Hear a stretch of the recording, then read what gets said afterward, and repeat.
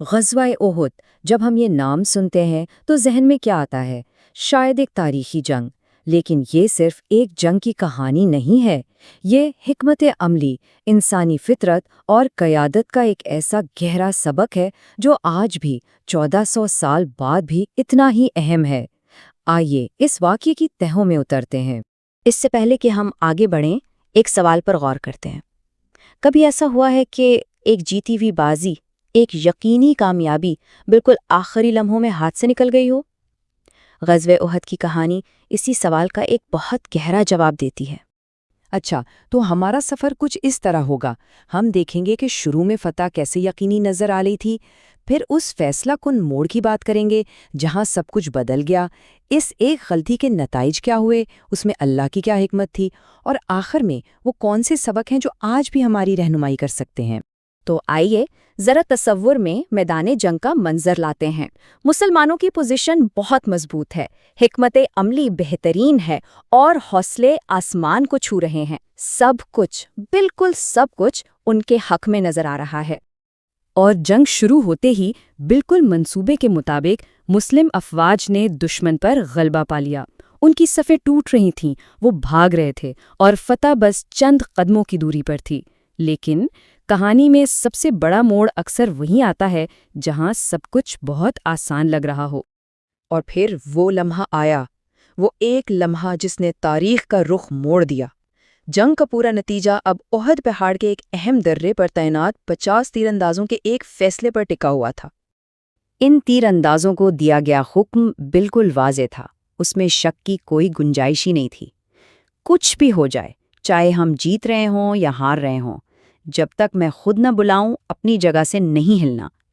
یہ صرف ایک حکم نہیں تھا، یہ پوری حکمت عملی کی بنیاد تھی۔ تو یہاں دو چیزیں آمنے سامنے آ گئیں، ایک طرف تھا واضح اور غیر مبہم حکم، اور دوسری طرف تھا ایک انسانی گمان، ایک غلط فہمی۔ کچھ تیر اندازوں کو لگا کہ بس جنگ تو ختم ہو گئی، فتح ہو گئی، اب مال غنیمت اکٹھا کرنے کا وقت ہے۔ اور یہی وہ سوچ تھی جس نے سب کچھ بدل دی۔ مال غنیمت کیا ہوتا ہے؟ یعنی جنگ میں دشمن سے جیتا ہوا مال۔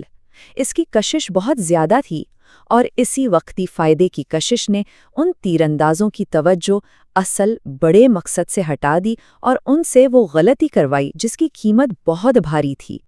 جو ہی تیر اندازوں نے اپنی جگہ چھوڑی، دشمن نے اس موقع کو فوراً بھانپ لیا۔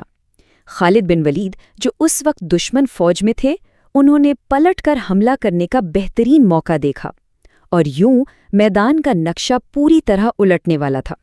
اور پھر جو ہوا وہ بالکل ایک ڈومینو ایفیکٹ کی طرح تھا۔ ایک کے بعد ایک چیز غلط ہوتی گئی۔ تیر اندازوں نے اپنی پوزیشن چھوڑی، دشمن نے پیچھے سے حملہ کر دیا، مسلمانوں کی منظم صفیں بکھر گئیں، اور جو فتح بالکل سامنے کھڑی تھی وہ ایک شدید آزمائش میں بدل گئی۔ نتیجہ بہت سنگین تھا۔ ابتدائی کامیابی مکمل طور پر ضائع ہو گئی، بہت سے قیمتی صحابہ شہید ہوئے، اور یہاں تک کہ خود نبی کریم صلی اللہ علیہ وسلم بھی زخمی ہوئے۔ یہ صرف ایک فوجی شکست نہیں تھی، یہ ایک بہت گہرا جذباتی اور روحانی صدمہ تھا۔ لیکن اسلامی نقطۂ نظر سے ہر آزمائش، ہر ناکامی کے پیچھے کوئی نہ کوئی حکمت پوشیدہ ہوتی ہے۔ تو آئیے اب اس واقعے کے پیچھے چھپی گہری الہامی رہنمائی کو سمجھنے کی کوشش کرتے ہیں۔ قرآن میں اس واقعے پر جو تبصرہ کیا گیا وہ بہت گہرا ہے۔ اللہ فرماتا ہے کہ یہ تو دن ہیں جو ہم لوگوں کے بیچ پھیرتے رہتے ہیں، یعنی کبھی فتح، کبھی شکست۔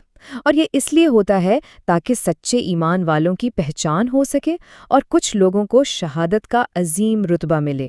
تو اس کا مطلب یہ ہوا کہ احد میں جو ہوا وہ صرف ایک سزا نہیں تھی، بلکہ یہ ایک سبق آموز تجربہ تھا، ایک ٹریننگ تھی جو مسلمانوں کی جماعت کو مستقبل کی بڑی ذمہ داریوں کے لیے مزید مضبوط اور پاکیزہ کرنے کے لیے ڈیزائن کی گئی تھی۔ تو اب ہم اس تجزیے کے آخری حصے پر آتے ہیں۔ آخر اس پورے واقعے سے ہم کون سے ایسے عملی اور لازوال سبق سیکھ سکتے ہیں جو ہماری آج کی زندگیوں میں بھی کام آئیں؟ یعنی اتنی تکلیف دہ آزمائش کے بعد وہ حقیقی، وہ ٹھوس اسباق کیا تھے جو اس جنگ نے ہمیشہ کے لیے سکھا دیے؟ خلاصہ یہ ہے کہ احد کے اسباق 4 بنیادی ستونوں پر کھڑے ہیں۔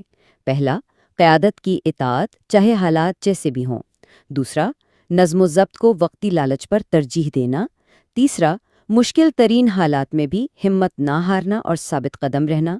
اور چوتھا، یہ سمجھنا کہ آزمائشیں ہمیں کمزور نہیں بلکہ مضبوط بنانے کے لیے آتی ہیں۔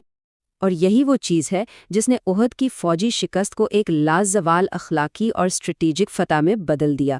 یہ واقعہ آنے والی تمام نسلوں کے لیے رہنمائی کا ایک مینار بن گیا کہ ناکامی سے سیکھ کر کیسے مزید مضبوط بنا جاتا ہے۔ اور آخر میں یہ سوال ہم سب کے لیے ہے، غور کرنے کے لیے، ہماری اپنی ذاتی اور پیشہ ورانہ زندگیوں میں وہ احد کے لمحات کون سے ہیں؟ وہ کون سے موڑ ہیں جہاں نظم و ضبط کی ذرا سی کمی یا ایک لمحے کی غفلت ہماری یقینی کامیابی کو ایک بڑی آزمائش میں بدل سکتی ہے؟ اس سوال پر غور کرنا ہی شاید احد کا سب سے بڑا سبق ہے۔